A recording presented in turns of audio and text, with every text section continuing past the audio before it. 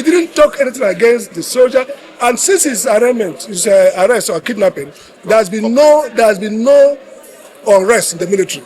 There has been no issue that the military responded to that post. So basically, the conditions for finding him guilty of those charges do not exist, and that's what we're going to prove. But every trial is a trial.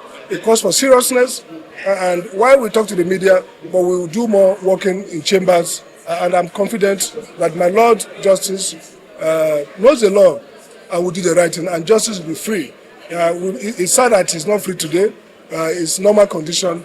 Best will be performed. You fit the conditions, then you get free. So far so good. Thank you so much. So we just finished from court today, and the court has had the bail application of Justice Chidiebere and has granted the bail, even though the bail conditions were not too stringent but was a bit stringent. The office of the Attorney General filed a counter to oppose to the bail application, and it was based on their counter, that the liberal terms that we ought to have gotten was not too liberal. And it's just so unfortunate that we couldn't take this bail application on Thursday. Because if we had taken this bail application on Thursday, perhaps it wouldn't have been this way. So it just goes to say that justice actually delayed is justice denied.